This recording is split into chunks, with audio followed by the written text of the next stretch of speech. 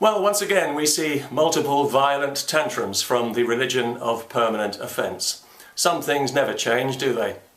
Once again we see Islam self-detonate, if you'll pardon the expression, and show once again why it's about as welcome on this planet as an asteroid. Once again we see thousands of Islamic nutcases take time out from beating up their wives to show their sensitive side. How? By smashing up the towns they live in, egged on by clerical ignoramuses whose motives are even lower than the literacy level of their followers. And once again we in the civilized world are being urged to censor ourselves out of respect for a religion that violates the human rights of half the people on the planet and that doubles as a political ideology indistinguishable from Nazism. It would be funny if it wasn't so obscene. Or should that be the other way round?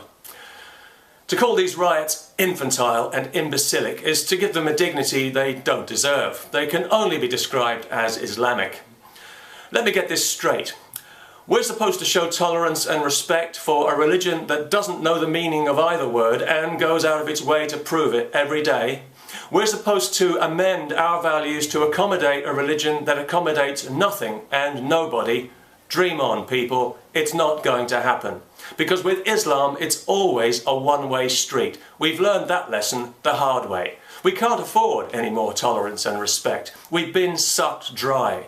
And we become weary of manufactured Islamic grievance. It's such a bore that now when we hear some bearded buffoon or some bag-headed bimbo telling us how offended they are, we can't even be bothered to laugh anymore. Not even when the Turkish Prime Minister hilariously demands that Islamophobia now be made a crime against humanity, when, given the evidence, there's a much stronger case for making Islam a crime against humanity.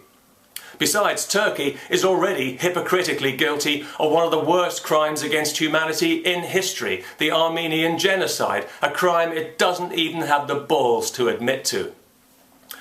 When Muslims start showing the same level of outrage about things that are genuinely offensive, like the thousands of women and girls who are murdered and mutilated and raped every year in their countries, then we might take them a bit more seriously. As it is, there is nothing on this planet less deserving of sympathy or respect than Muslim outrage. Indeed, there's something deeply comical about it. It's so contrived and so cringingly unself-aware, it's impossible to take seriously, even if we wanted to, and nobody in their right mind wants to anymore. There was a time when Islam was given the benefit of the doubt by many people in the West. Now we think it's poison and we wish we'd never heard of it because 20 years of baseless grievance mongering and knee-jerk offence have shown us this religion for what it really is, and now we don't like it, we don't trust it, and we are never going to respect it. And we don't care how Muslims feel about that. Everything's an insult to this religion. Everything causes offence. Well, nobody gives a damn anymore, people. You've done it to death. You've killed the goose that laid the golden egg. So now, if you're an offended Muslim, go stick your head in the oven for all we care. And if you think that if you keep up the violence, the West will eventually cave in, it's not going to happen. Even if the politicians want it to, the people won't allow it. We'll carry on speaking our minds openly and freely because it's our birthright and it can't be taken away from us. It can only be given away, and we are giving Islam nothing because Islam gives us nothing. It's a religion permanently on the take. Gimme, gimme, gimme is all we ever hear. Gimme respect, even though I haven't earned it. Gimme special treatment or I'll be offended and you'll be a racist. Well, we're sick and tired of hearing it. We're sick and tired of Islam, and we're sick and tired of the needless conflict and intimidation that comes from this religion at every turn. All week we've heard Muslims telling us that we in the West need to understand how important the Prophet is to them.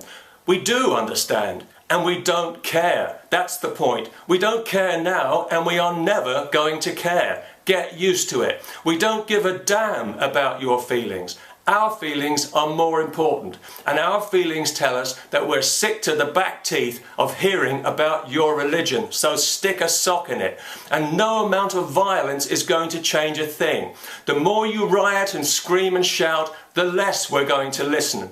It'll simply stiffen our resolve not to be bullied and pushed around by people whose values we don't respect because you've given us no reason to respect them, and, more to the point, because you are incapable of giving us such a reason. In short, we will not be told what we can and cannot say. Not by you, not by anybody, not now, not ever. No matter how many flags you burn, no matter how many embassies you attack, free speech will prevail and you'll suck it up and like it.